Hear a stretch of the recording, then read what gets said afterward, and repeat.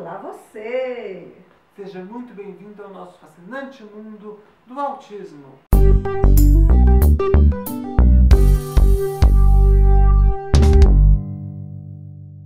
Aproveita que você está aí, se inscreve no canal, dá o seu like e compartilhe. Ei, minha gente, saudade, saudade, saudade, saudade da Juliene, que está aqui com a gente, que é uma fono que eu admiro. Maravilhosa, Juliene. O pessoal deve falar assim, esse povo é mentiroso e puxa saco. Porque, gente, mas é lógico. A gente não vai trazer gente ruim do canal, né? Nem ruim, nem que a gente não gosta, gente. Se bem que não gosta, não tem, não. Ou tem, assim, 1, 2. Mas a Juliene, sabe, Victor, eu tenho uma admiração especial porque a Juliene ela tem um perfil diferente da maioria das pessoas que eu conheci dessa área. Essa menina fica na dela, mas quando ela abre a boquinha para falar dos causos, dos cases, vocês não têm noção. Então, participou do Simpósio Internacional sobre Educação Inclusiva numa mesa que eu mediei e a gente ficou assim, com o caos, o case dela. Levou o caos dela, tinha perninha, inclusive. Bernardo, beijo, B, você arrasou. Beijo, B, você arrasou. E ele ainda vai vir aqui no canal com você, viu, Juliane? Opa! Mas muito obrigada por ter aceitado o nosso convite, tá? Eu que agradeço. Tá bom, a gente está aqui com a Juliene, ela é uma fono. Então vamos começar bem do comecinho, porque essa questão da fala, da comunicação, da linguagem dos autistas é um ponto nevrálgico, né, mamãe? Para muitos papais e mamães. Então todo autista ele vai ter o atraso de fala? Ótima pergunta, porque essa é uma angústia, né, muito grande dos pais, tanto do tipo, será que o atraso de fala do meu filho é autismo? E será que meu filho vai falar? Né? Então, assim, são questionamentos muito comuns que eu escuto diariamente. Geralmente, os autistas têm sim um atraso no desenvolvimento da fala. Porque a fala ela é dependente de vários fatores que envolvem a comunicação.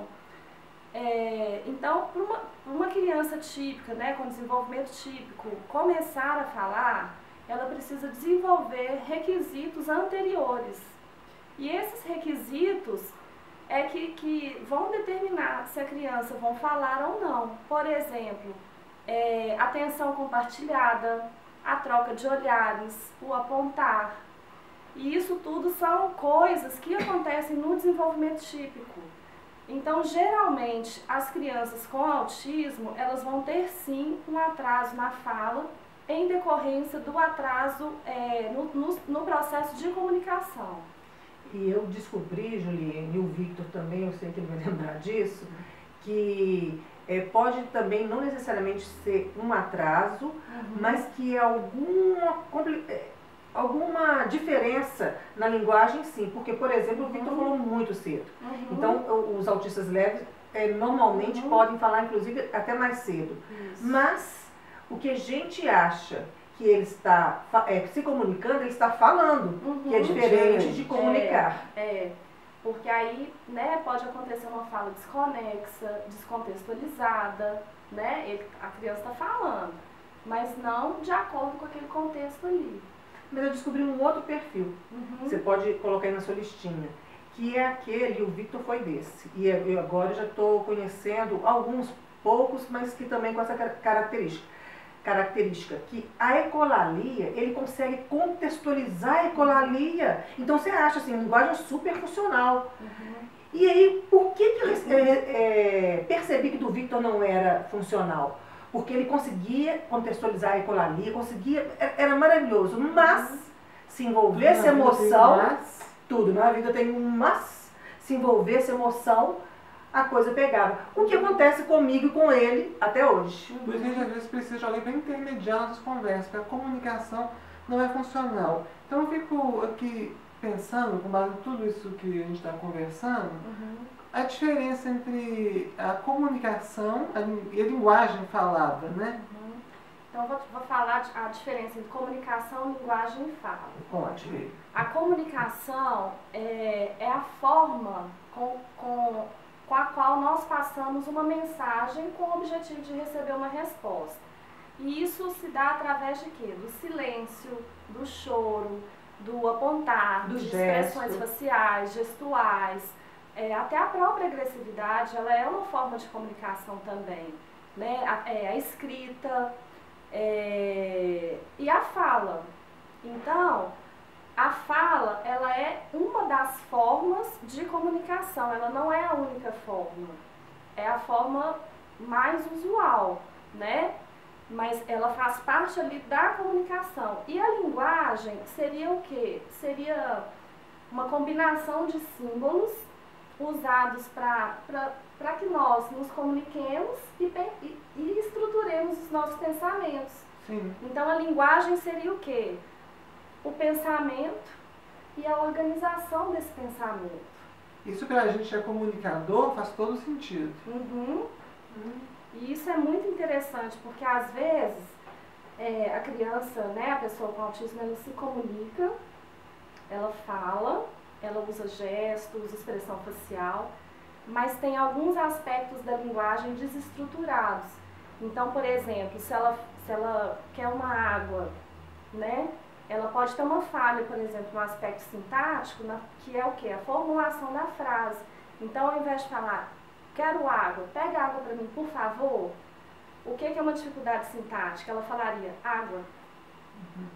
Então, isso é uma dificuldade de linguagem, mas ela comunicou e falou. Aí vai ter sua resposta.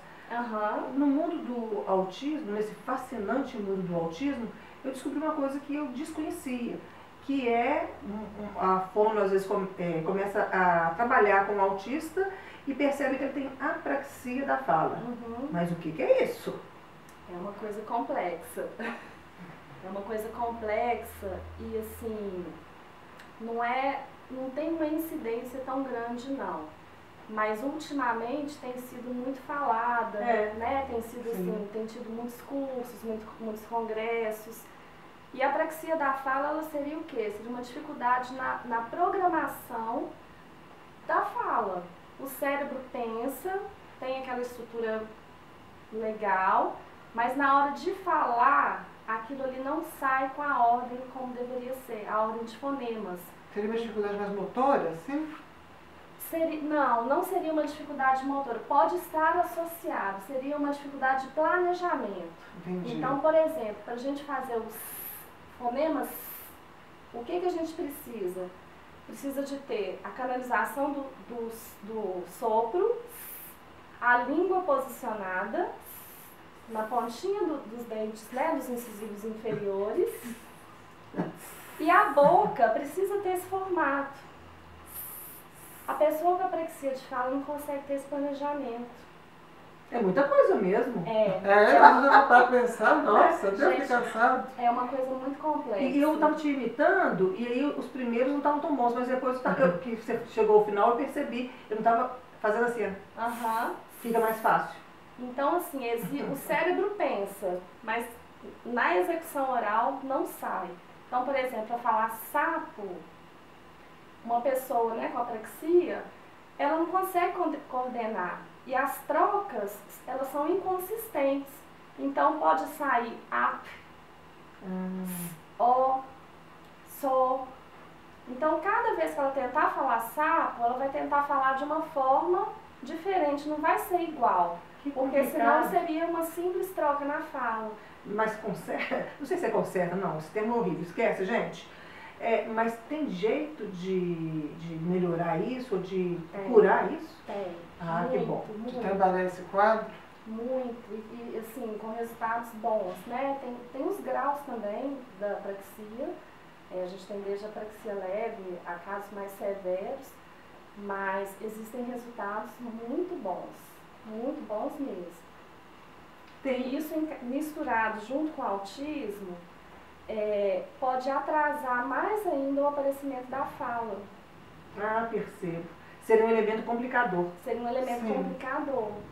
Às vezes, sim, a gente percebe, no caso, né, de apraxia junto com o autismo, aquela vontade da criança de falar, sabe? Ela olha, ela tem, assim, aquela intenção comunicativa, né, que é uma das coisas que a gente trabalha na terapia fonoaudiológica, o desejo, né, a intenção. Ela tenta imitar o movimento da boca, falar alguma coisa, mas não sai. Ô Juliene, uma coisa que mexeu muito comigo também nessa caminhada e mexe ainda é quando acontece o autismo regressivo. É, comigo também. Que a pessoa, não é, Victor? A pessoa, normalmente a gente ouve os pais falando, não, mas meu filho falava, ele falava tudo. Ele falava tudo. E agora ele não fala nada. Isso regressivo pode acontecer dessa maneira? Tem volta, não tem? Tem que ficar atento?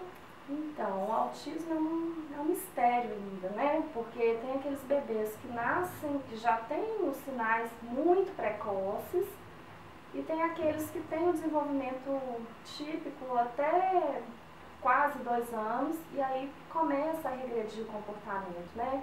O comportamento social, o comportamento de fala, de linguagem, de comunicação, né? Dos 3 aspectos.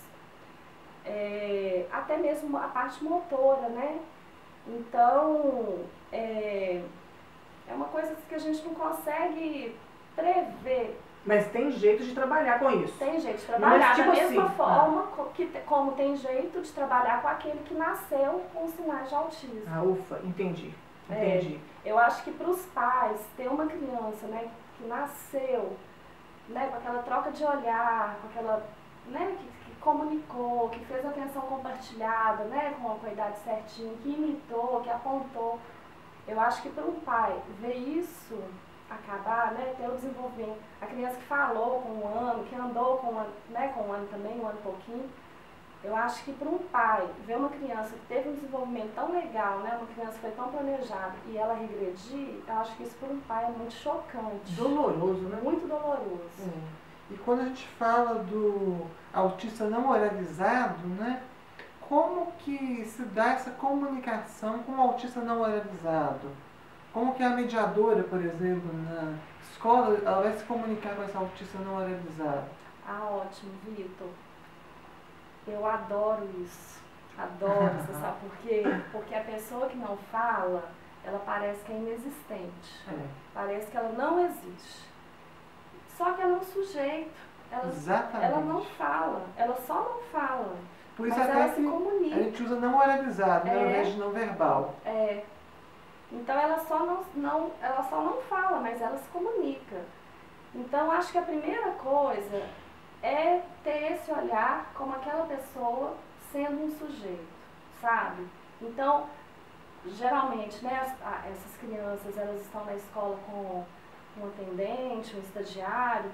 Ao invés de dirigir para o estagiário e perguntar qual é o nome dele, pergunta para ele, olhando para ele, mesmo que ele não vá dar a resposta, mas ele está ali sabendo que ele é um sujeito, né? Ele se sente validado como um sujeito, como um ser humano que tem todo algo dentro dele. Dentro dele. Exatamente. Dentro ele só não está dele. conseguindo passar pela linguagem pela linguagem falada, que é o código mais comum entre a gente. Então, eu acho assim que começar vendo essa pessoa como pessoa já é um começo. E usar e abusar, né, de gestos, da afetividade, porque eu acho que todo processo vai da afetividade. Com certeza. Né, procurar entender, por exemplo, comportamentos de agressividade, porque em muitos casos de pessoas, de crianças que não falam, vem junto o comportamento agressivo. Então, o que aquilo quer dizer? Será que ela está querendo comunicar o quê? Porque comunicar alguma coisa com aquele comportamento agressivo, ela está. Então, o que será? Será que é uma coisa que desorganizou ela? Será que ela não foi compreendida? Não quer dizer que a pessoa seja agressiva, quer dizer que ela está tendo uma reação agressiva porque ela não está conseguindo se comunicar. Sim. Isso é algo que eu sempre defendi nos meus livros, enfim, na vida. E eu acho assim, eu bato o pé, a agressividade é forma de comunicação. E tem casos assim horríveis de agressividade por conta da falta da fala, que vão diminuindo essa intensidade de agressividade com essa compreensão e com essa transformação. Então, continuando a resposta, né? Usar de gestos, né? de símbolos, de comunicação alternativa. Se não tiver um programa ali, se não tiver desenhos, faz um desenho ali na hora, né? Estabelece o sim e o não. Tanto que a ONU até lançou nesse ano de 2019 como o tema do autismo é a comunicação alternativa, né? E na verdade, assim, é o grande lance do autismo, né? Porque a gente muitas vezes não sabe se a criança vai falar ou não, embora tenha indícios, né? Como eu falei para vocês, do apontar, da atenção compartilhada, da imitação. Até aquilo ali é um bom sinal, né? Então, isso sugere que a criança vai falar. Mas se ela não falar, ela vai ter que comunicar de alguma forma, né? E essa forma é que precisa ser estabelecida e compartilhada com as pessoas que convivem ali com aquela pessoa. Eu e o Victor tivemos em Itabirito, um abraço para todo mundo aí. A gente fez Itabirito, Mariana e Ouro Preto.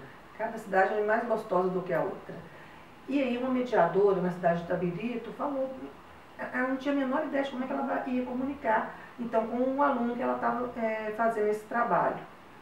E falei assim, olha, mais ou menos por esse caminho mesmo. A primeira coisa olhe e observe ele, que ele te dá todos os indícios.